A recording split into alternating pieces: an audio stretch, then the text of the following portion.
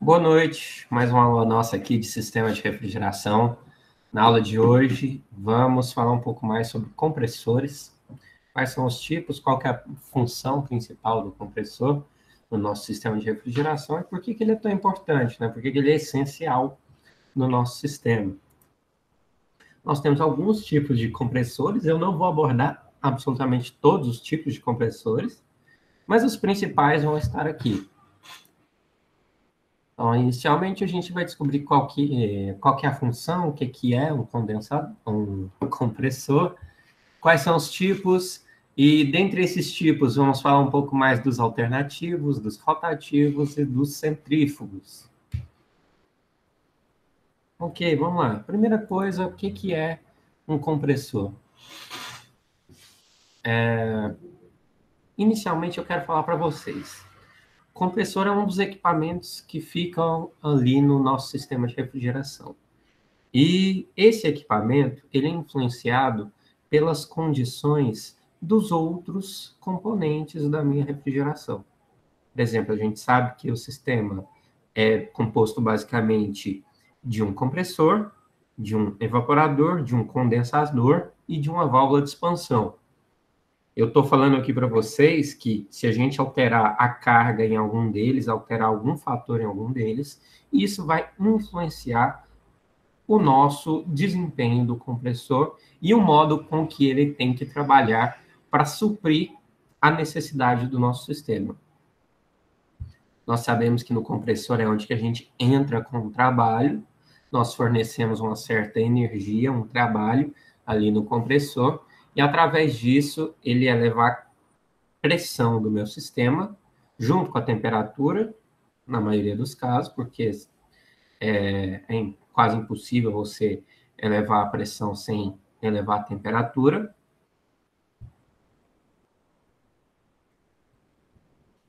Beleza, então isso aí é o que está escrito aí no próximo parágrafo, que é para nossa função principal, é elevar a pressão. Nós queremos sair, por exemplo, de uma pressão lá no nosso ciclo de refrigeração, vamos falar que é isso aqui.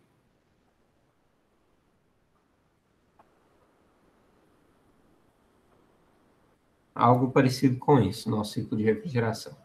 Nós queremos, então, elevar a pressão. Nós queremos sair desse ponto e para esse. Uma pressão P1 para uma pressão P2. Lembrando que está entrando aqui, gente? Está entrando trabalho. O trabalho que a gente forneceu. A gente pode traduzir isso como energia elétrica que nós fornecemos para o motor do nosso compressor para ele funcionar. E qual que é a principal informação que nós temos aqui do compressor? Ele aumenta a pressão de um fluido em estado gasoso. Vocês já sabem isso. Por que que a gente vai trabalhar com estado gasoso? Quem consegue falar?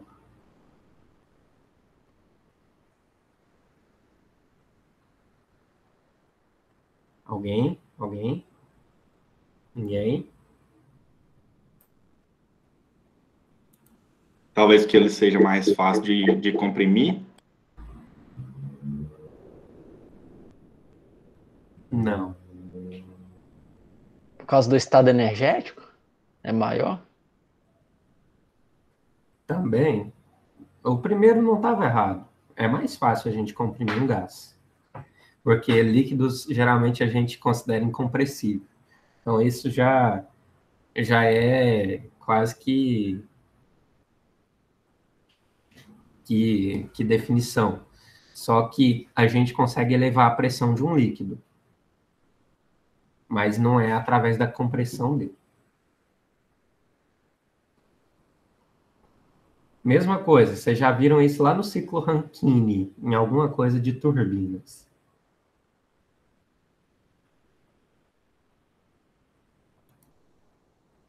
Alguém lembra por que turbinas não podiam também trabalhar com muita umidade?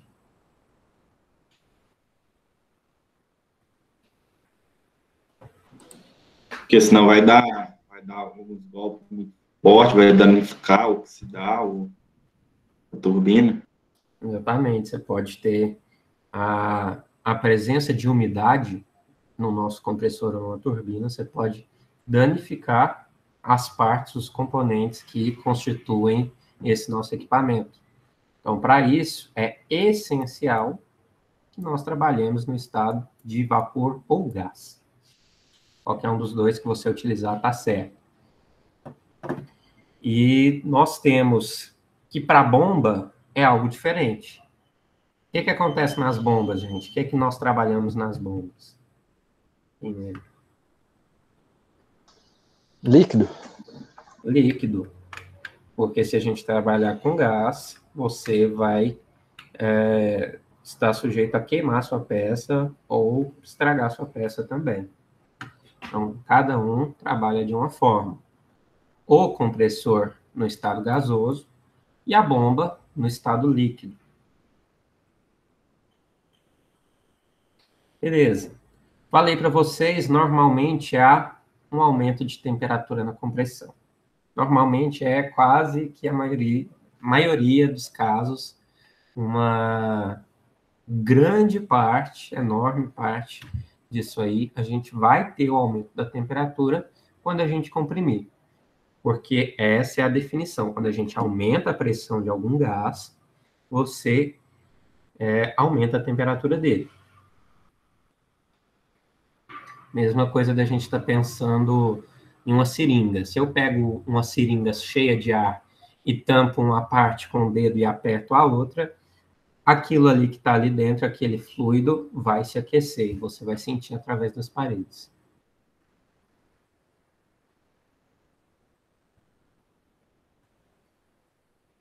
Então, onde fica o nosso compressor? Aqui eu trouxe para vocês um sistema de ar-condicionado, para que a gente veja onde que ele fica.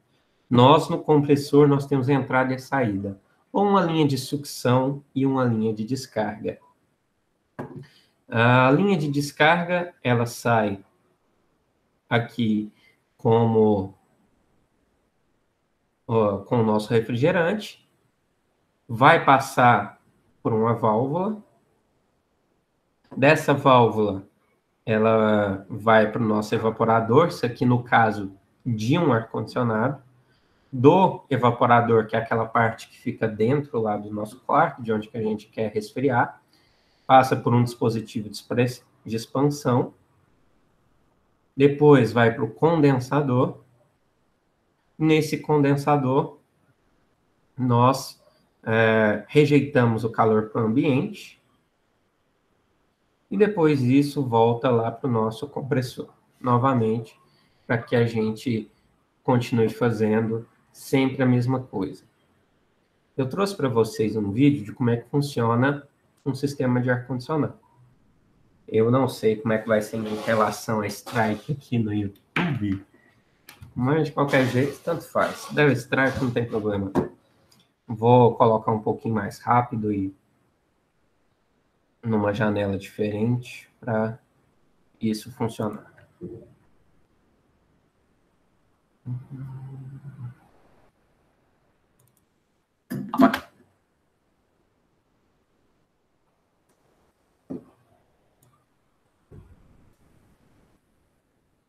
Fazer aquela tática do pessoal que começa a transmitir coisas pelo YouTube. Deixa o negócio menor.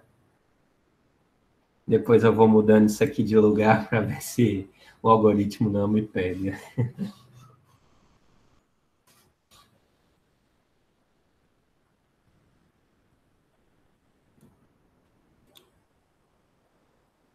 Aparelhos de ar condicionado. Vamos descobrir como esses dispositivos funcionam. Queremos agradecer a Dump em learning.dump simples para entender o funcionamento de duas bobinas conectadas no tratamento de um ar-condicionado.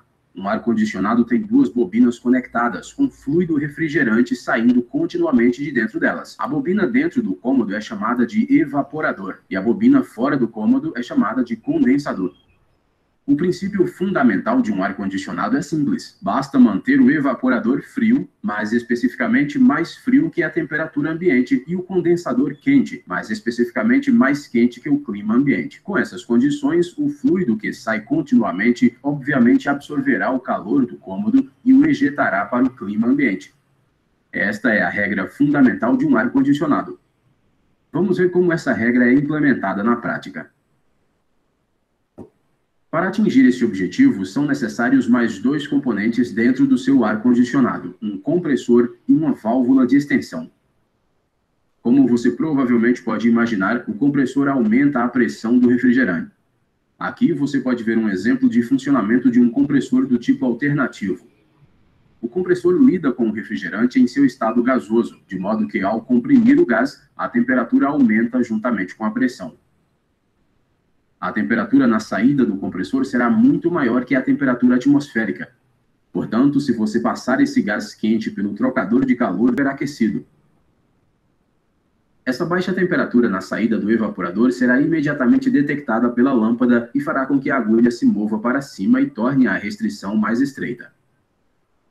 A restrição estreita causa uma boa queda de temperatura, portanto o evaporador receberá muito fluido frio e poderá absorver uma grande quantidade de calor. Isso garantirá que todo o líquido seja convertido em vapor. Assim, a tarefa complexa de ter uma condição apenas de vapor na entrada do compressor é automaticamente mantida pelo TXV. Vamos esclarecer um equívoco comum nesta fase. TXVs não controlam a temperatura ambiente. Eles apenas garantem que o compressor receba o refrigerante na forma de vapor puro. A vazão do refrigerante e a temperatura ambiente são sobre TXVs e centenas de outros assuntos sobre resfriamento. Consulte o Danfoss Learn. E aí, pessoal, legal esse vídeo, né? Achei ele muito didático.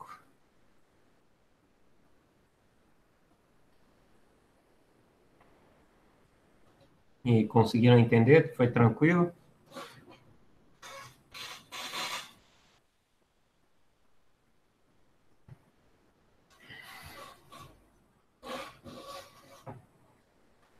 Bem legal, né? O sistema de ar-condicionado de um veículo é bem parecido com isso aí também.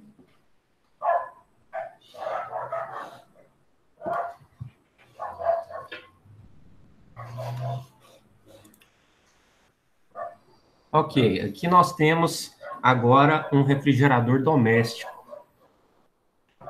Nós temos aqui o nosso elemento de compressor, temos a linha de sucção e a linha de descarga. Aqui a linha de sucção, aqui a linha de descarga. Através disso, a gente sabe que nós temos o evaporador, essa parte que fica em azul. Vejam que aqui no congelador a gente tem muito mais evaporador do que na parte da geladeira. Temos o condensador que fica lá atrás, rejeitando todo o calor que estava dentro do nosso refrigerador. Temos também nossa válvula de expansão, que está localizada aí, ó. No caso aqui a gente está utilizando um tubo capilar. Tem outros elementos também, por exemplo, tem o filtro secador, outras válvulas que servem para a gente elevar a eficiência do nosso ciclo. Só que um pouquinho mais para frente da nossa disciplina, mais para o final, nós vamos ver isso. Aqui nessa imagem, se vocês depois quiserem dar uma olhada, fala como que está passando o fluido refrigerante em cada ponto. Por exemplo, aqui o fluido refrigerante está na forma gasosa e superaquecido, porque elevou a pressão dentro do compressor. E ele chega, fluido refrigerante gasoso, lembrem que tem que chegar gasoso, só que numa pressão mais baixa. Beleza. E aqui no evaporador nós temos uma mistura. Tanto vai estar na forma líquida quanto na forma de vapor. Beleza. Agora vamos ver os tipos de compressores que nós podemos ter. Dividindo em dois tipos principais, temos os compressores que têm deslocamento positivo. O deslocamento positivo é o seguinte, a gente vai reduzir o volume do nosso ar comprimindo ele. Como que isso é feito? Através de compressores que são alternativos e rotativos. A gente vai pegar aquele fluido que está ali dentro e vai fazer com que ele reduza o volume. Reduzindo o volume, a gente aumenta a pressão. Agora, e temos também os compressores centrífugos. Nesse centrífugo, ou as turbinas, os turbos, turbocompressores que a gente fala, o gás ele vai ser acelerado pelas pás do nosso rotor, do nosso compressor, e a velocidade vai ser convertida em pressão. Pode ter um estágio ou vários estágios de compressão. Vocês já viram isso, provavelmente em veículos, são os mais comuns de serem utilizados os sistemas de turbocompressores, que a gente utiliza para injetar mais ar e numa pressão um pouco maior dentro da nossa câmara de combustão. Isso eleva a eficiência do motor, principalmente em altas rotações. Inclusive, essa semana fui andar num carro que tem uma turbina, chega a ser engraçado. Em baixas rotações, seu carro está lá bem tranquilinho, aí você começa a apertar o acelerador, começa a entrar uma rotação um pouquinho mais alta e ele responde muito melhor quando chega numa rotação mais alta. E é assim que funciona o turbo. Depende muito da rotação para que você tenha uma boa eficiência ou uma má eficiência. Aqui nos nossos tipos de compressores, nós temos aqui, são os alternativos, que a gente vai dividir em aberto, semi-hermético e hermético, vamos ver cada um desses. Os rotativos também vamos ver, os de parafusos, os de scroll. Vocês já viram um desses aqui lá naquele vídeo. E os compressores turbo ou centrífugos, que é o de um estágio e de vários estágios. Essas aqui são as nossas divisões mais tradicionais. A gente pode construir os nossos compressores alternativos, começando pelos alternativos. De algumas formas. Pode ser aberto, semi-hermético e hermético. Quando eu falo que alguma coisa é hermética, quem consegue me falar o que é hermético?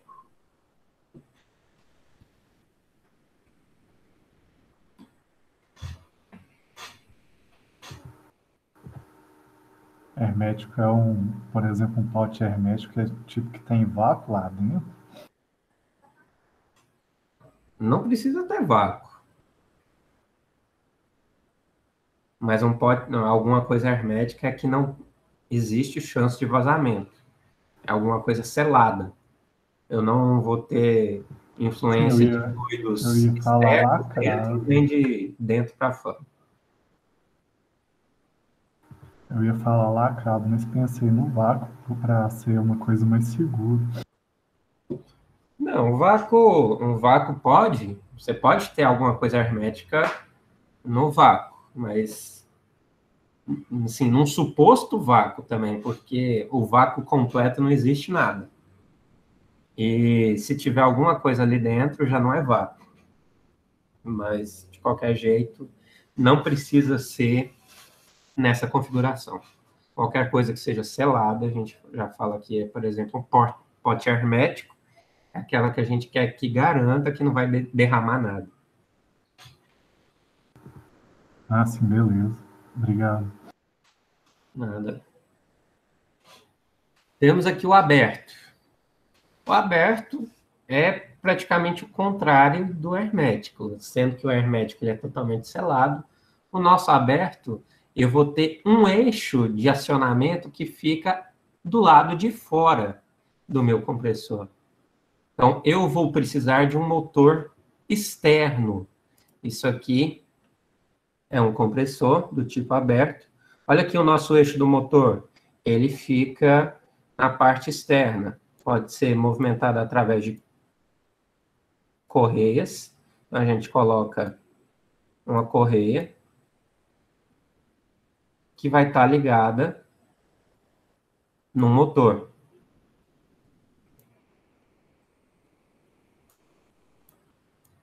Então, nesse caso, nós temos que o motor vai ser externo.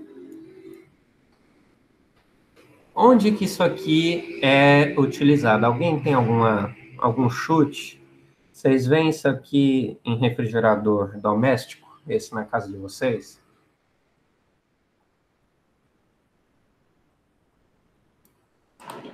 Esse daí vai ser mais usado em compressor de linha mesmo, né? Na geladeira mesmo. Eu acho que não seria desse, não. Realmente não. Por que que isso aqui... Geladeira é diferente, né, Vinícius? É, sim, a gente vai ver ele. Daqui a Totalmente diferente. Um dia eu peguei um motor de geladeira para fazer um trem para encher pneu. Aí dava para fazer pintura com ele também. Eu já vi isso também. É muito Quem nunca? Dá certinho isso. Uhum. Dos É mais legal.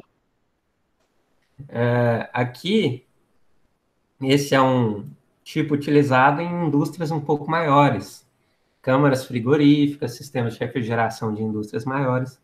Por quê? Alguém consegue me falar o porquê? Estou falando, é algo maior. Precisa de mais capacidade e mais carga térmica. que ele tem uma capacidade de comprimir maior, ele comprime mais fluido. Tem, mas devido ao quê? Isso é o final. Eu quero é por causa disso.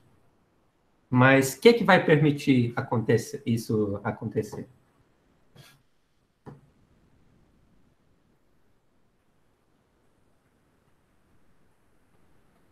Aqui, ó, o Daniel chegou perto.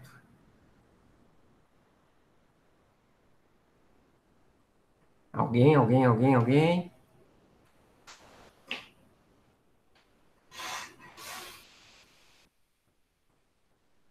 Vamos lá.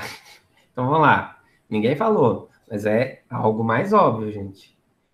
É por conta que eu posso ter um motor mais robusto do lado de fora. Eu posso ter um motor mais potente, com uma maior rotação. Eu posso trabalhar com minha relação através das correias. Então, eu posso elevar a rotação ou aumentar o torque devido à minha possibilidade de trabalhar com um motor externo. Então, o motor pode ser mais potente, mais robusto, por isso que a gente utiliza nesses sistemas. E uma coisa, né? Ô, Vinícius, Pode falar.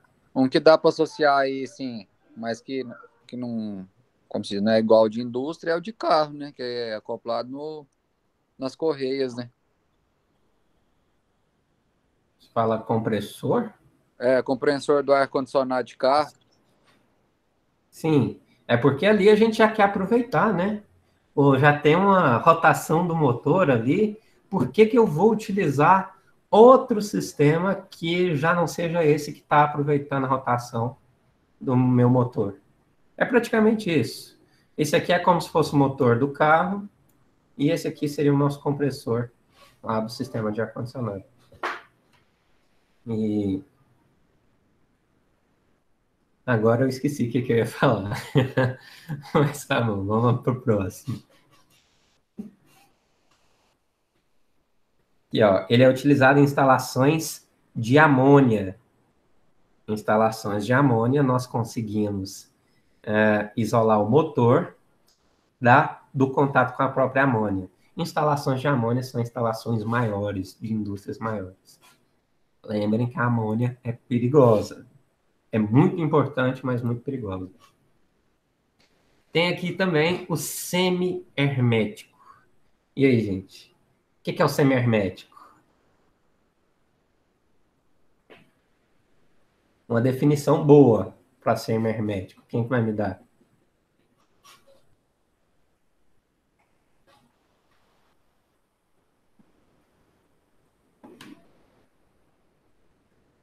Alguém, gente? É fácil, é simples. Olha lá na linguagem. Tem uma válvula de vazão para vazar o o líquido do compressor? Algo assim? Isso, todos têm. Todos têm alguma válvula de sucção e uma de vazão, ali da exaustão. De carga e da descarga. Sucção e descarga, todas têm.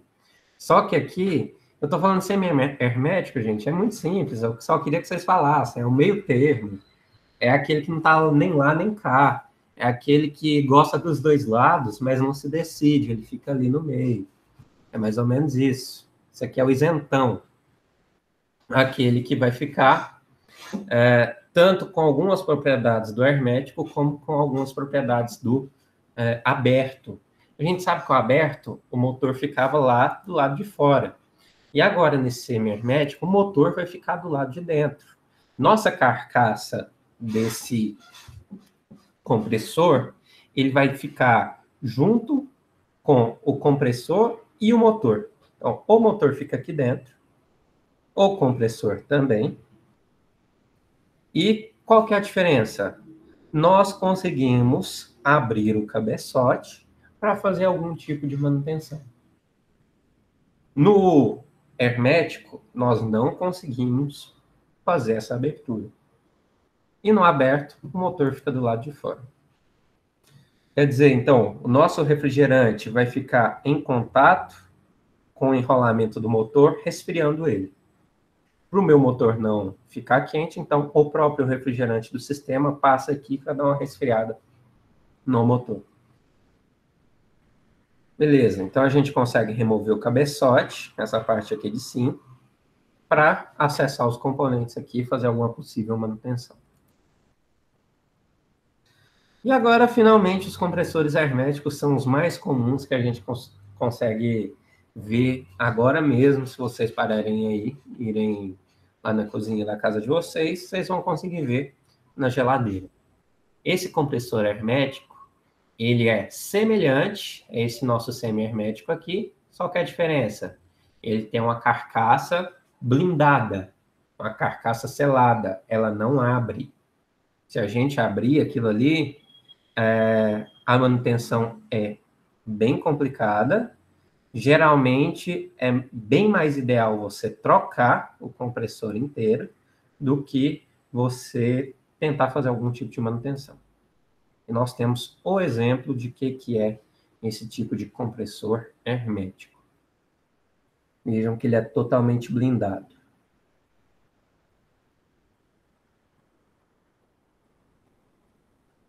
Então, aqui temos o motor. Depois, mais para frente, tem a descrição. No próximo slide, tem as partes aqui. Se a gente aquecer muito, nosso refrigerante perde eficiência. Isso aqui é bastante utilizado nos refrigeradores comerciais e domésticos de até 30 kW. Por exemplo, o nosso, da nossa casa, freezer, geladeira, tudo isso costuma ser utilizado o compressor hermético. Aqui nós temos cada uma das partes. Então, temos aqui o rotor,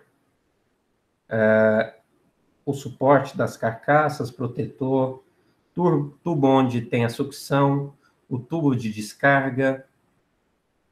Nós temos aqui também pistão, a serpentina, cabeçote, cabos, terminais herméticos, amortecedor para isso aqui não ficar vibrando, mola de suspensão para isso, onde que a gente coloca o nosso sistema. Beleza, então tudo isso aqui para a gente fazer um controle da vibração no nosso sistema e ele não ficar lá tremendo.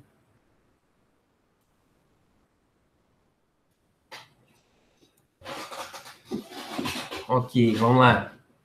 Eu posso definir uma coisa que é chamada de unidade condensadora. Essa unidade condensadora é quando eu junto o meu compressor com o condensador, e isso se chama unidade condensadora. Nós temos uma unidade condensadora, como uma bancada de teste lá no nosso laboratório de sistemas térmicos. Isso aqui é um modelo também de unidade condensadora, que a gente tem tanto o condensador quanto o nosso compressor. Agora vamos falar sobre a lubrificação dos nossos tipos de compressor. Por que ela é tão importante, gente? A lubrificação vai ser importante porque, Daniel? Bom, eu acredito que para ter um melhor funcionamento dos componentes lá do motor, né, do compressor ali. No motor de carro, qual que é a principal função da lubrificação? Se não tivesse lubrificação, ia acontecer o quê? O motor poderia superaquecer e fundir. Acho que uma outra principal característica do fluido aí é a refrigeração também, além da lubrificação. Sim, você começa a aquecer o seu motor pela falta de lubrificação através do atrito que você tem da parede do pistão com a sua câmara de compressão. Então, esse aqui é o nosso principal fator. Queremos evitar no máximo o atrito e não elevar a temperatura até um ponto com que diminua a eficiência do nosso sistema ou até leve o nosso sistema ao colapso. Beleza.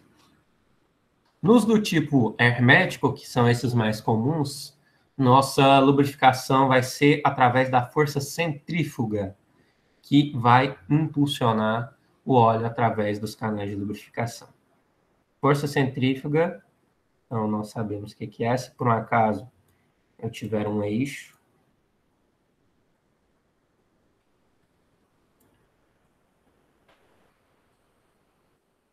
que desenho horroroso.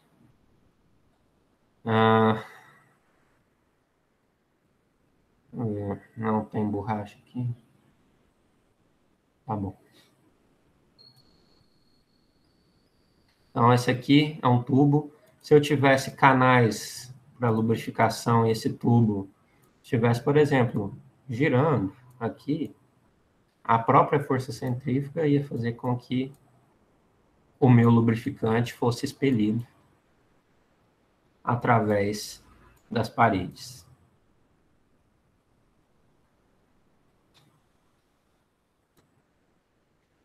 Aqui é a seta que está saindo. Eu não lembro. Como é que era a seta, gente, que estava saindo para a sua direção? Era assim que era a representação ou era assim? Alguém lembra? Ponto. Era o ponto? Que eles falavam ainda que pra gente imaginar tipo uma flecha. Quando que tá entrando, o X é a traseira da flecha. Quando tá vindo na direção da gente, aí era a ponta da flecha. Não, então beleza. Valeu.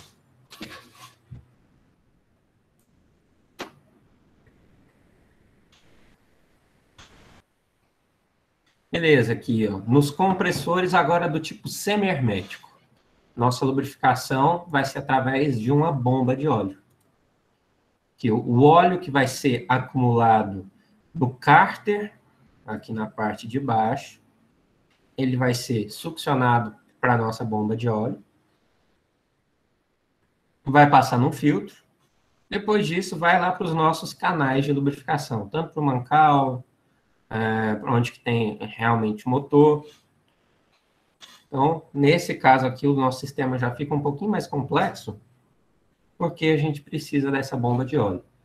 Um dos motivos que a gente utiliza o hermético é porque não precisa, então é bem menos complexo.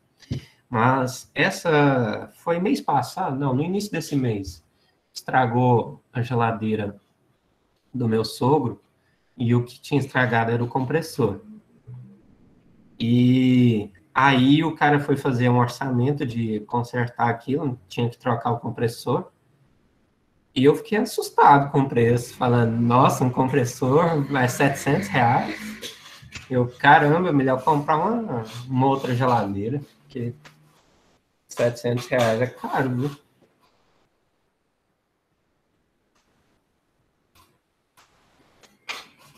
Beleza. Outra coisa interessante. O óleo que está ali dentro do compressor, ele vai poder ser arrastado também para os nossos sistemas, demais sistemas, por exemplo. Junto com o refrigerante que passa ali, pode ter óleo, porque você vai arrastar, simplesmente você tem uma velocidade que pode ser grande demais, e essa velocidade pode promover o arraste desse óleo dentro ali do nosso evaporador, e assim por diante. O que a gente vai fazer? Nós precisamos fazer com que o óleo retorne para a lubrificação do nosso compressor. Se ele não retornar, você vai ficar com falta de óleo lubrificante e vai promover um maior atrito. Beleza. Então, nós precisamos de um Oil Return Device, que é um dispositivo de retorno de óleo, que vai arrastar o nosso óleo do motor para o cárter, utilizando o óleo que retorna numa pressão mais alta. O óleo sai numa certa pressão, retorna numa pressão mais alta através disso. Isso aqui, um Oil Return Device. Isso aqui é um exemplo. Achei pouquíssimas fotos. Essa aqui foi uma delas. E agora, eu vou falar com vocês sobre o sistema de controle. Vocês ouviram falar ali naquele vídeo? Vamos ver quem.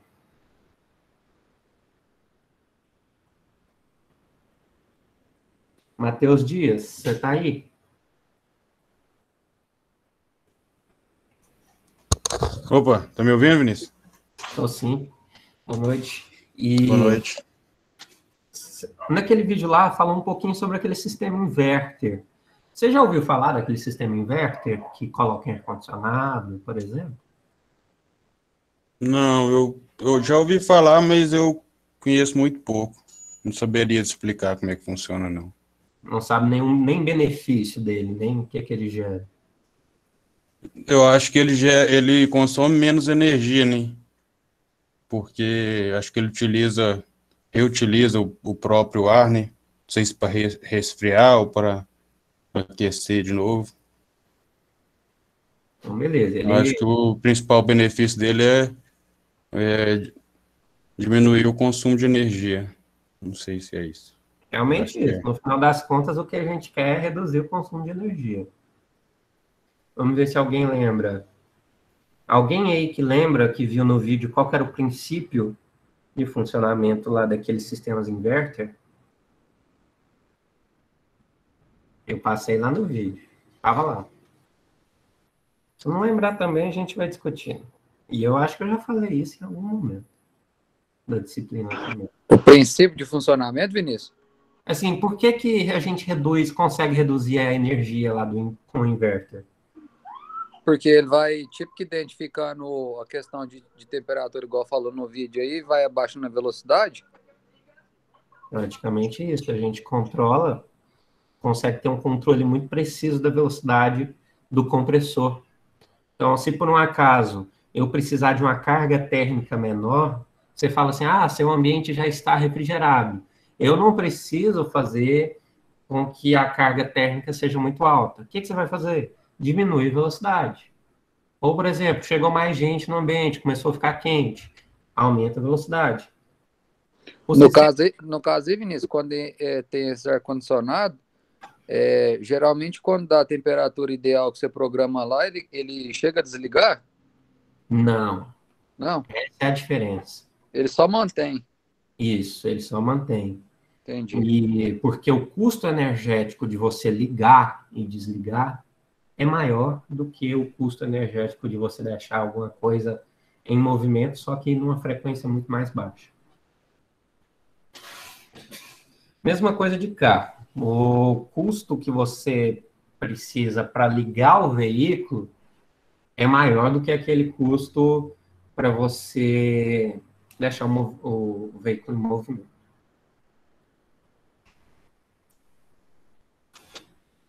Beleza.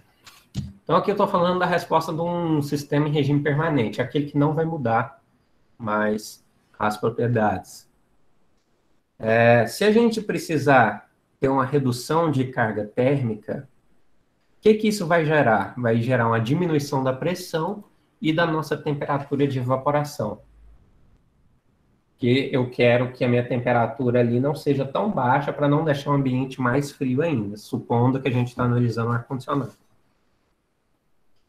que isso vai resultar? Uma redução da nossa capacidade do compressor. O que a gente vai precisar fazer, então? Se eu preciso ter uma carga térmica menor, eu vou ter uma carga do compressor menor também, costuma ser proporcional. E se eu tiver uma mudança de temperatura que essa diminuição causa, pode ser prejudicial, porque depois até o nosso sistema se adaptar à temperatura ótima dele, isso vai, digamos assim, comer nossa eficiência. Para isso, a gente adota o sistema de controle. O sistema de controle é aquele sistema que nós queremos regular a capacidade do nosso sistema de refrigeração. Para isso, eu tenho o controle mais simples que existe. É o controle on-off. Controle liga-desliga. Tudo ou nada. É simples, gente. Ou ele funciona ou ele não funciona. Você, por um acaso, quer... Aqui, um exemplo. Ar-condicionado de carros costuma funcionar desse jeito. Você liga o ar-condicionado simplesmente na hora que você gira lá o botão de ligar o ar-condicionado. Antes disso, ele vai estar desligado. E seu ar-condicionado, se for dos mais antigos, ele não controla a temperatura de dentro do veículo. Então, eu tinha um Focus 2008, e o ar-condicionado dele era o seguinte: demorava até você começar a esfriar, mas depois que começava a esfriar, ele não conseguia medir a temperatura para ver que a carga térmica precisava ser diminuída. Então, ele sempre continuava a tentar resfriar no máximo e gastava muita energia por conta disso. Agora, se você já tem um sistema de ar-condicionado com um pouco mais de controle, ele consegue calcular. Deixava bem frio. Eu lembro que o povo não gostava que deixasse direcionado para eles, aí eu tinha que direcionar na minha mão. Minha mão congelava quase. Aí o copiloto tem que ficar lá toda hora, ligando e desligando o ar-condicionado, porque os outros reclamando, tá frio, tá quente. Exatamente assim, é engraçadíssimo. Aí o pessoal de trás, às vezes, sente calor. O pessoal da frente está congelando. Os casos mais... Nesse caso, o controle é a gente, ué.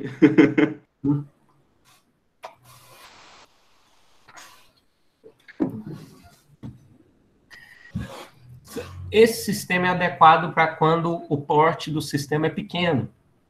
A gente vai ter variações de temperaturas que vão ser lentas, e a partir disso a gente consegue ter esse sistema lá de liga e desliga.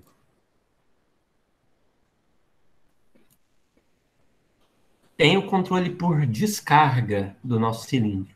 Esse controle por descarga, mais para frente eu vou mostrar para vocês, ele vai ser empregado nos compressores semi-herméticos e o controle da capacidade é realizado proporcionalmente. A gente vai diminuindo a carga ali do nosso compressor através desse controle. Depois eu mostro para vocês na foto. E o controle de várias velocidades, que está mais relacionado com aquele sistema inverter que a gente viu, ou dual inverter, se for pensar na fabricante LG.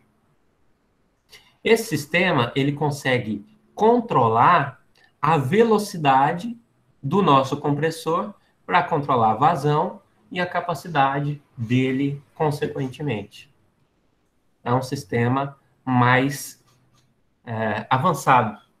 Se você quer ter um sistema mais eficiente, isso aqui vai ser provavelmente mais indicado para você.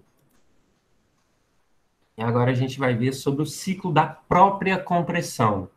Não é o ciclo de refrigeração, gente. É o ciclo da compressão dentro do compressor. No caso aqui eu tenho um gráfico de PV, então pressão e volume. Inicialmente nós saímos do ponto A e vamos para o ponto B. O que está acontecendo aqui? Uma compressão. Compressão, nós elevamos a pressão. Então, a pressão A vai ser maior do que a pressão B. Por isso... Não, desculpa, o contrário, né? A pressão B vai ser maior que a pressão A. O volume de A era um volume maior, 100%, e aí ele foi comprimido. Essa compressão gerou uma pressão maior. Então, pressão B é maior do que a pressão A. Depois disso, nós temos aqui a abertura. Então, eu vou falar que isso aqui é o B e vou falar que isso aqui é o C. Depois que o seu líquido, o seu gás aqui foi comprimido aqui dentro, ele estava aqui dentro, ó, gente. Bem comprimido, uma pressão grande. Essa pressão vai fazer com que as minhas válvulas abram. Chega numa certa pressão, a válvula abre. E com isso, vai ter o vazamento desse nosso gás em alta pressão. Então, a pressão aqui continua constante. Então, P é constante, de B até C. Só que o nosso volume, o que acontece? Ele é diminuído ainda mais, porque você acaba de fazer essa compressão para expulsar todos esses gases que estavam aqui dentro. Você acaba com isso. E o volume vai todo embora. Beleza. Depois disso, nós temos o fechamento. Aqui da nossa peça, que é o ponto C. Agora, minha válvula fechou. Com isso, eu vou ter uma queda brusca de pressão. É quase como se eu estivesse formando um vácuo aqui. Só que como eu estava numa alta pressão, eu não vou chegar numa pressão negativa. No caso, aqui eu tenho essa queda de pressão e um aumento de volume. Já entrou aqui, ó, começou a movimentar, nosso volume está aumentando. Depois disso, nós temos aqui o nosso ponto D. E voltamos para o ponto A. O que está acontecendo aqui? Nós temos a entrada do gás. Para isso, o nosso volume está aumentando. E a nossa pressão está sendo mantida a mesma. A mesma pressão que estava aqui de fora foi a pressão que nós queremos aqui nesse ponto.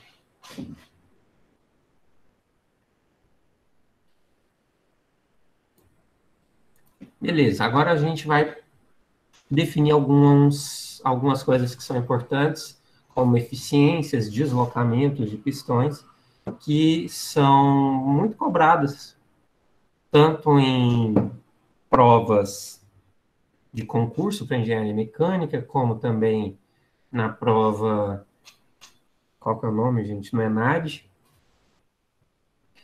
E claro que você vai precisar disso se for trabalhar com sistema de refrigeração. Esse nosso aqui, deslocamento do pistão em um compressor, vai ser o volume que é varrido pelo meu pistão durante o curso que ele faz. Então, se eu tiver lá, vamos supor, um pistão num êmbolo.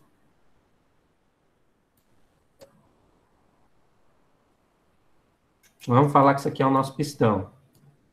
E a parte de fora é o nosso êmbolo. O volume formado por essa parte aqui vai ser o meu deslocamento do pistão. Através disso, a gente determina esse VC, que é o nosso deslocamento, em metros cúbicos por hora. O S é o curso do nosso êmbolo, essa distância. X é o número de efeito do êmbolo. Se o efeito for simples, é 1. Se o efeito for duplo, Se fizer só uma coisa, só uma etapa aqui de compressão é 1, se for mais de 1 é 2. N é a rotação do nosso motor em rotações por minuto. D é o diâmetro do nosso êmbolo, esse diâmetro aqui.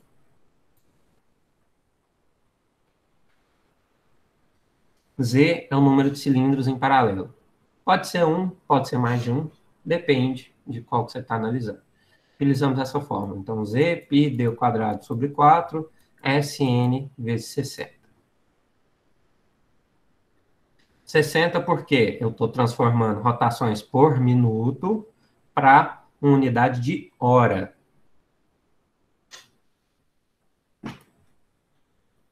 Agora vamos falar de eficiência. Nós já sabemos, a eficiência é chave de qualquer interpretação de desempenho, de qualquer equipamento. Principalmente aqui nos nossos compressores, isso também é muito importante. Nós temos dois tipos de eficiência. Tem a eficiência volumétrica de espaço nocivo e a eficiência volumétrica efetiva. A eficiência volumétrica de espaço nocivo vai ser definida através desses volumes.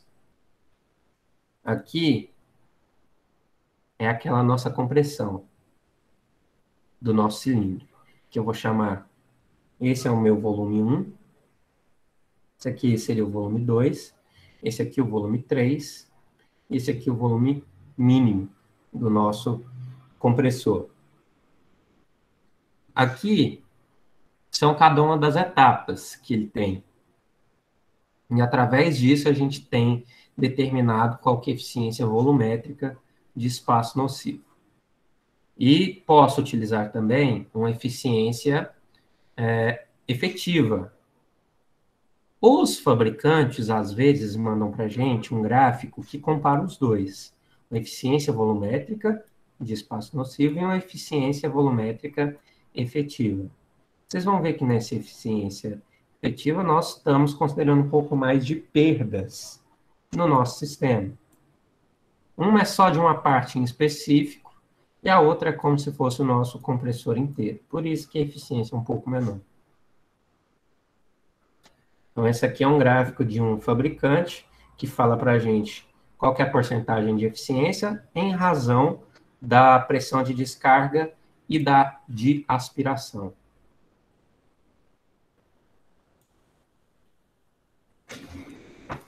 Para a gente calcular nossa potência volumétrica efetiva, vai ser o VA sobre o VC. Lembrando que o VC a gente já descobriu como é que calculava. O lado é o espaço varrido pelo curso do nosso pistão. E o VA vai ser a vazão que entra no nosso compressor. A quantidade de ar que vai entrar ali dentro.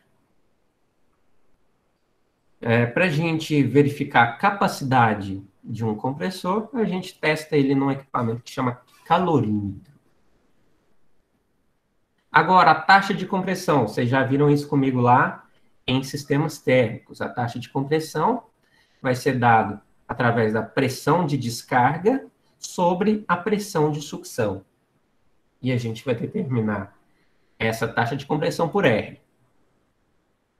Beleza. Como num compressor a gente não tem um eixo de comando de válvulas, que nem nos veículos a gente tem, quer dizer que as nossas válvulas vão ser abertas e fechadas através dessa relação. E vai ser uma relação fixa, gente. Numa certa pressão vai abrir, em outra pressão vai fechar. E é desse jeito que funciona aquela abertura e saída para o vapor que está numa pressão menor e numa pressão maior dentro do nosso compressor. Nossa capacidade do compressor vai reduzir à medida que aumentar esse R. Quanto maior esse R, menor é a capacidade. Beleza.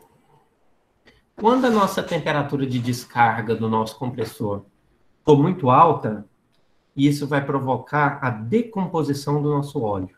Você vai mudar as propriedades do óleo e vai decompor ele, provocando até mesmo empenamento das válvulas que estão ali. Então, não é o ideal que a gente trabalhe com compressor em altas temperaturas. Isso vai ser aplicado para altas relações de compressão associado com refrigeração de baixa temperatura. Beleza. Agora dá para a gente calcular qual que é a potência que eu preciso no eixo. Se, por exemplo, eu estou trabalhando com aquele compressor aberto, a gente sabe que o motor está do lado de fora. Dá para eu calcular qual que é a potência que tem que chegar ali no eixo para fazer ele funcionar. Então, a potência total que tem que ser fornecida ao nosso eixo do compressor vai ser a potência do eixo. Vai ser calculada através disso aqui, ó, PS, que é o trabalho do nosso compressor, dividido pela eficiência da nossa compressão, dividir vezes o nosso rendimento mecânico. Esse rendimento mecânico é devido às perdas, ao atrito, perda por calor. Então, a gente considera aqui no rendimento mecânico isso. E eficiência de compressão, a gente viu como é que é calculado. Beleza. Eficiência de compressão do compressor vai ser uma medida do que a gente perdeu do ciclo ideal. Vocês lembram lá que um compressor ideal fazia isso? Peraí, deixa eu escrever direitinho. Num compressor ideal, nós tínhamos essa linha. Num compressor real, nós tínhamos uma linha parecida com essa aqui. Quer dizer que nós temos uma perda associada do ciclo ideal para o ciclo real. E essa eficiência, vocês lembram de calcular exatamente ela. Eu falei para vocês que era eficiência isentrópica do compressor. A gente fez exercícios com isso.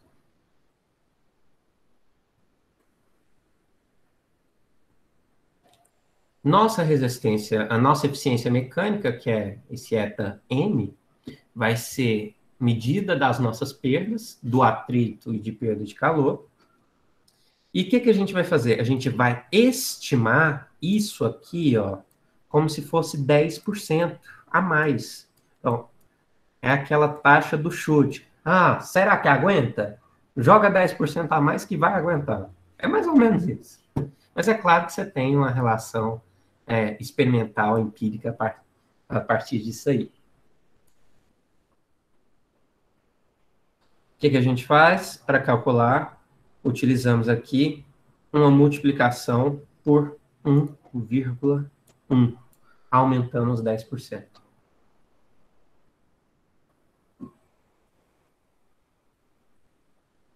Que eu tenho agora outros tipos de compressores rotativos. Esse compressor rotativo, ele vai utilizar do motor elétrico para girar um elemento dentro de um outro elemento estacionário para comprimir o nosso vapor. Vocês vão ver que é um eixo irregular. Então, ele fica mais para um lado que para o outro. Vocês vão ver ele em funcionamento aqui. Esses compressores rotativos podem ser comuns, o de pistão de rolamento, o de aleta giratória, o de voluta e o de parafuso. Isso aqui é um dos mais comuns deles. Olha como que funciona, gente. É um eixo que não é simétrico. E a partir dessa falta de simetria, vai comprimindo o ar que está aqui e jogando ele para outro lugar.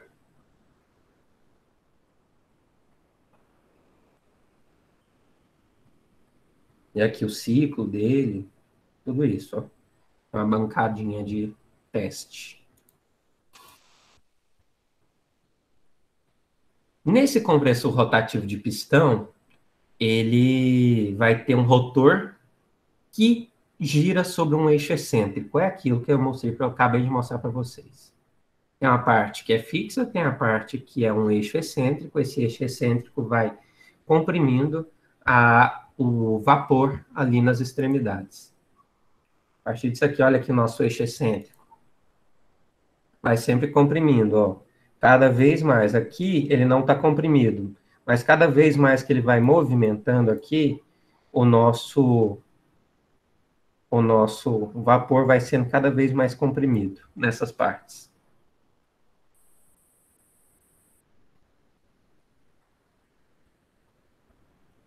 E a hora que passa aqui, ó, o que que acontece?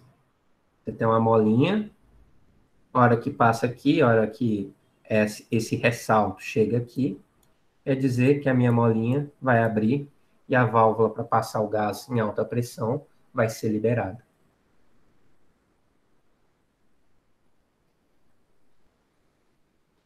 Beleza.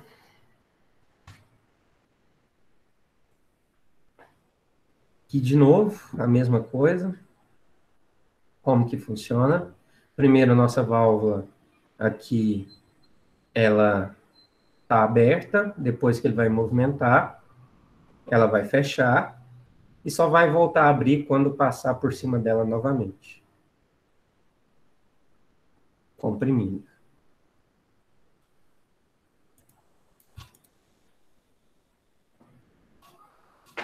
Beleza.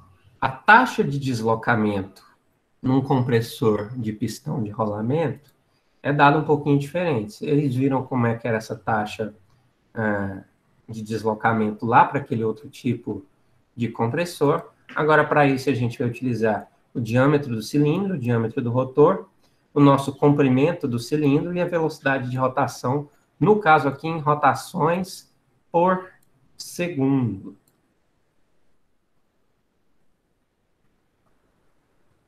Então, no final das contas, a nossa unidade aqui vai sair em metros cúbicos por segundo.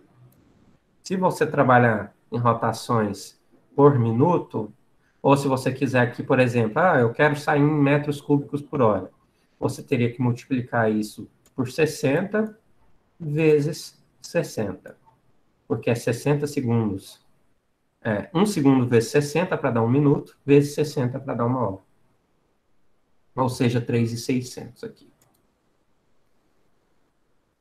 Eu tenho aqui o compressor rotativo de aleta. Esse compressor rotativo de aleta, ele vai ter uma carcaça que é cilíndrica, fica aqui do lado de fora, e vai girar um tambor excêntrico, parece muito com aquilo que a gente falou, só que esse tambor excêntrico, agora ele tem aletas. Essas aletas que vão servir para comprimir o nosso vapor. Então, quando ele gira, através da força centrífuga, vai jogar o nosso fluido no estado gasoso em alta pressão para sair.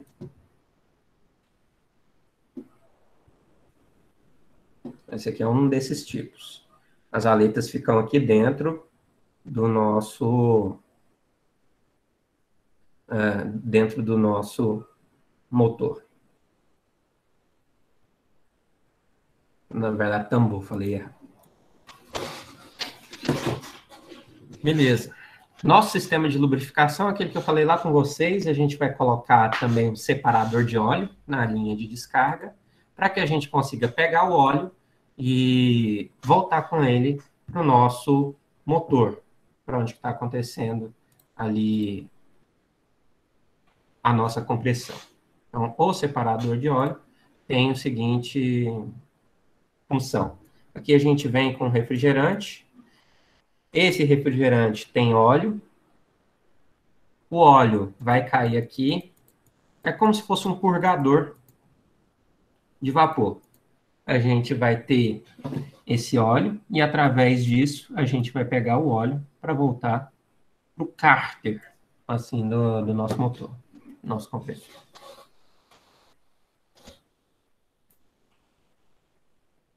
Beleza. A gente usa isso aqui com um pouco mais de facilidade com refrigerante R12 ou R134A e coisas mais comerciais. Por exemplo, freezer, ar-condicionado, refrigerador, que trabalha de 2,2 a 37,3 kW. Isso aqui é a faixa comercial que nós temos disponível, na maioria dos casos. E aqui, por fim, um compressor, antes da gente entrar nos turbo, né, a gente vai falar do compressor de voluta. e o de parafuso. Nesse de voluta, nós temos aqui uma voluta fixa, que é um equipamento, tem uma orbital, um anel de junta, um virabrequim e uma carcaça. Então, essa aqui é a carcaça, esse aqui é o nosso motor. Temos aqui a voluta orbital, a nossa outra voluta, o anel de junta, que fica aqui, os mancais, a vedação, virabrequim, os tubos. E como que ela funciona, gente? Elas são utilizadas em condicionamento de ar automotivo e principalmente no condicionamento de ar comercial. A gente viu o funcionamento desse tipo de compressor, que é o compressor de voluta. Como que ele funciona? É como se ele tivesse uma hélice, que são as volutas, tem a voluta orbital e a outra voluta. O que que acontece? Uma vai movimentando na outra, fazendo com que o gás passe por ela, cada vez vai ficando numa área menor e sendo comprimido, até chegar aqui, ó, e ser bem comprimido. E através disso, então, isso aqui fica girando, mudando a posição, para que a gente tenha esse funcionamento desse tipo de compressor. Deixa eu voltar aqui, vou mostrar para vocês onde que estava isso.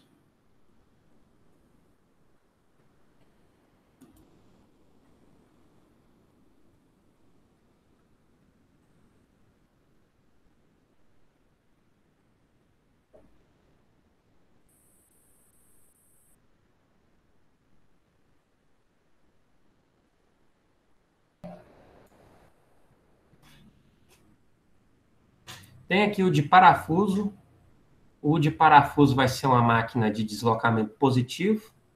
Tem dois rotores assimétricos, um vai ser o macho, o outro vai ser a fêmea. O macho vai ter rosca convexa, a fêmea vai ser côncava. Os dois vão passar entre si, cada vez mais comprimindo o gás que passa entre eles através do giro. Isso aqui é um exemplo. Ó. Um é côncavo, o outro é convexo. Então, quer dizer que o nosso gás entra e vai sendo comprimido cada vez mais que passa aqui dentro. Não tem contato entre eles porque existe uma camada de óleo que nós colocamos nesse equipamento para que ele funcione.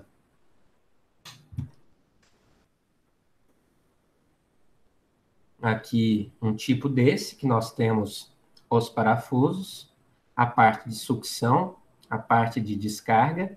E eu lembro que eu falei com vocês do controle de capacidade, de carga. O que que isso acontece, gente? Através da necessidade no meu sistema, isso aqui vai ser um sistema, vai ser acionado para diminuir ou aumentar a carga ou o contato aqui entre cada um desses parafusos para comprimir mais ou menos mais ou menos o nosso refrigerante, para que aumente ou diminua a carga térmica. Então, esse aqui é o funcionamento. Eles vão girando cada vez mais, levando o gás que estava num ponto até chegar lá no final, só que mais comprimido. E agora, por fim, os centrífugos. Esse é o compressor, um dos compressores mais utilizados em grandes instalações, além daquele aberto. O aberto é bastante utilizado em amônia, que são grandes instalações, e esse aqui também. Esse aqui é o centrífugo. Nós temos uma entrada de ar, os difusores, as pás onde que passam o nosso fluido, o nosso refrigerante, e através disso nós temos a saída, depois uma saída com uma pressão bem maior, uma velocidade maior. Essa aqui de mais estágios, onde que a gente tem o corpo, o diafragma, os difusores, as pás, as hélices, as espirais. Pode ser de um único estágio, múltiplos estágios. Depende do que a gente vai utilizar. Esse tipo de compressor, ele vai ser ou turbocompressor, pode ser radial ou axial. Se for radial, o nosso ar vai ser... A gente vai entrar com ar para as nossas paredes da câmara. Depois, a gente vai em direção ao nosso eixo e depois para o sentido radial, que é o mais comum.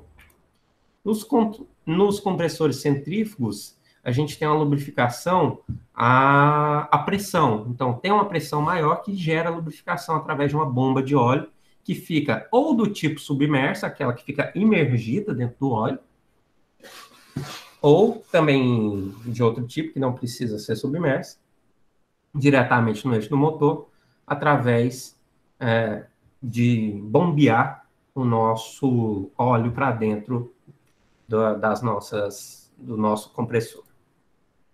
Beleza. Os compressores centrífugos são adequados para gases venenosos, inflamáveis e aqueles que a gente precisa comprimir uma grande quantidade de gás numa pressão mais alta. Esse aqui pode ser até mais útil do que aqueles compressores abertos. Por conta disso, a gente utiliza um motor externo, pode utilizar um motor externo, e aqui também vai ter uma capacidade maior. Beleza. Aqui foi toda a nossa teoria sobre compressores. Agora eu vou falar com vocês da atividade que vai ter na aula que vem, sobre compressores. Querendo ajudá-los, vou mostrar aqui, tem 27 alunos na turma. Encontrei aqui 26 questões de concurso sobre compressores. Aqui eu vou passar o site para vocês. Tem 26 questões. Calma, não é para fazer tudo. Na aula que vem, eu quero fazer todas as questões, mas não é assim. Não precisa fazer tudo. Fiquem tranquilos. É o seguinte, tem 26 questões, 27 alunos. Então, a cada... Deixa eu ver... 27 dividido por quanto que dá um número? Dá 9? Não, 9 é muito.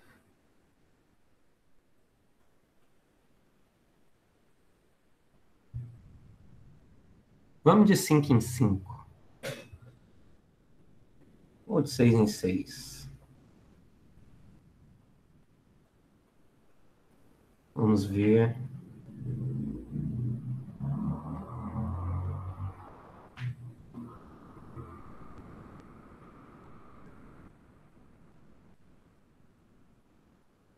Vamos de 7.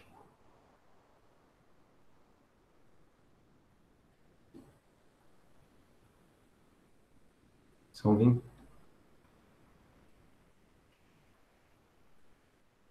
Não, mas eu estou falando aqui lá na lista de chamada tem 27 pessoas. Então, por isso, eu tenho que considerar que são 27 pessoas.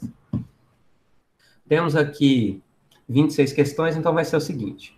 A cada 5 questões, você vai estudar junto com o seu número. Eu vou mostrar aqui seu número. Tá aqui seu número, gente. Olha aqui, ó. Tem do 1 até o 27. Então, quer dizer, os números de 1 até o número 5, então, essas pessoas aqui vão saber fazer e explicar para a gente as questões de 1 a 5. Então, essa aqui é a primeira questão, segunda, terceira, quarta, quinta. Tá em ordem. Então, 5 questões para 5 pessoas. Aí, na outra aula, eu vou pedir para cada um de vocês falar sobre uma dessas questões. Então, vai ser uma aula que vai ser dada totalmente por vocês. Não vai ser por mim. Vocês vão saber como é que faz isso. Tem as respostas aqui, gente. Ó, não tem nada difícil. Todas as respostas é só você cadastrar aqui e você vai ter a resposta. Só quero a explicação. Por que que é certo ou errado. Por que que é algum número desses. Se eu não tiver dado essa questão em algum momento, você tem a capacidade de pesquisar, porque existe muita resolução disso, você vai explicar isso para a gente, como que pode ser feito. Então, cada um vai ter uma questão. Vocês podem decidir entre si? Pode. Ou, se vocês não concordarem, eu simplesmente posso sortear. A primeira pessoa vai fazer a terceira questão, a segunda pessoa vai fazer a primeira. E assim por diante, no sorteio, se vocês não se decidirem. Então, tá escrito aqui, ó. Primeiro grupo, de 1 a 5. Depois, segundo grupo, 6 a 10. Vai pegar as questões de 6 até a 10. Depois, de 11 a 15, vai falar para a gente das questões 11 até a 15. Depois,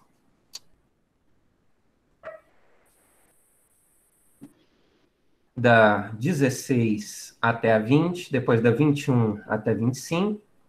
No caso aqui, da 21, eu vou deixar até a 27. Só esse grupo aqui que vai ter 7 pessoas.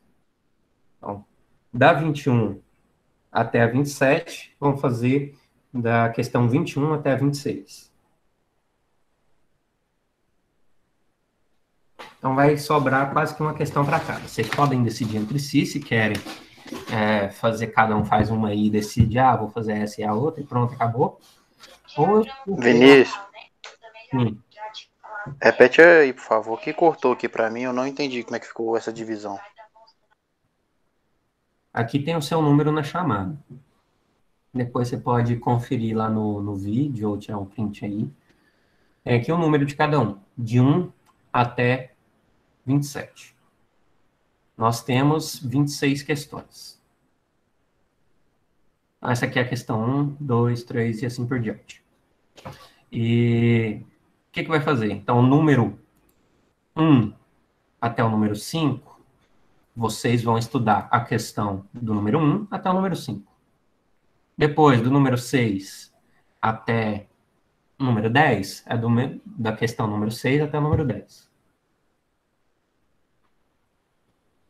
Claro que eu vou expor todo mundo.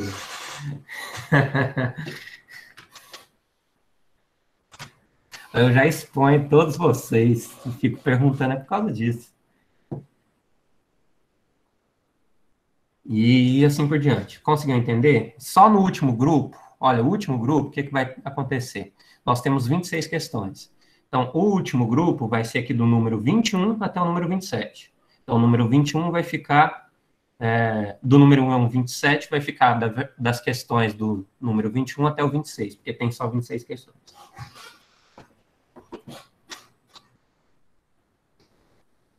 Ó, lembrando, tá em ordem, eu vou mandar o link em ordem para vocês. Ó, essa aqui é a primeira página, se eu chegar aqui no final, estou na primeira página. Então, a ordem é a seguinte, a que começa aqui em cima são os primeiros números. Então, essa aqui é o número 1, número 2, 3, 4, 5, 6, 7, 8, 9, 10. Depois a gente vai para a próxima página. 11, 12, 13, 14, 15, 16, 17, 18, 19 e 20. E por fim, aqui a 21, 22, 23, 24, 25, 26. Claro, existem questões muito simples. Existem questões que são mais difíceis. Se vocês combinarem entre si, dá para todo mundo se ajudar na questão mais difícil e as questões mais simples também. Então, é bem simples de ser feito. Próxima aula, então, isso. Vou deixar o link aí para vocês. Próxima aula, vocês que vão me dar aula.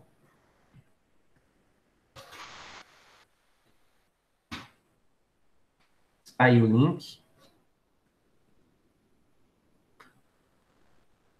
É para resolver e saber explicar. Por exemplo, aqui, para avaliar a eficiência volumétrica de um compressor, além do volume específico do gás na sucção, é necessário conhecer sua potência de compressão instantânea na condição de operação imposta. Isso é verdade ou é mentira? Como que você explicaria isso? Mostra para mim. Não, a fórmula da eficiência volumétrica é essa. Então, eu não preciso saber aquilo ali, ou eu preciso saber aquilo ali. Pode gravar um vídeo? Pode. Se for um vídeo assim, numa qualidade razoável, pode.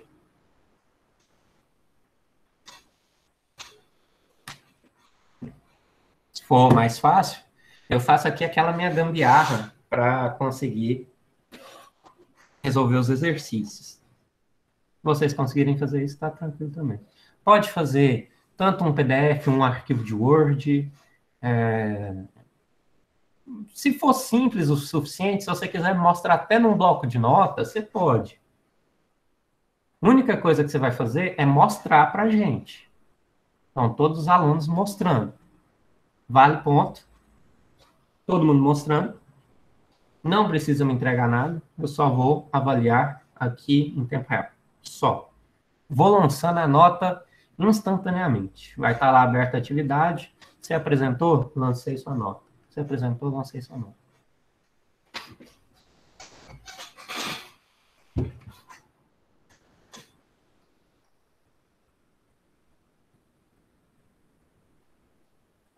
Gente, aí vai com vocês. Fazer aqui um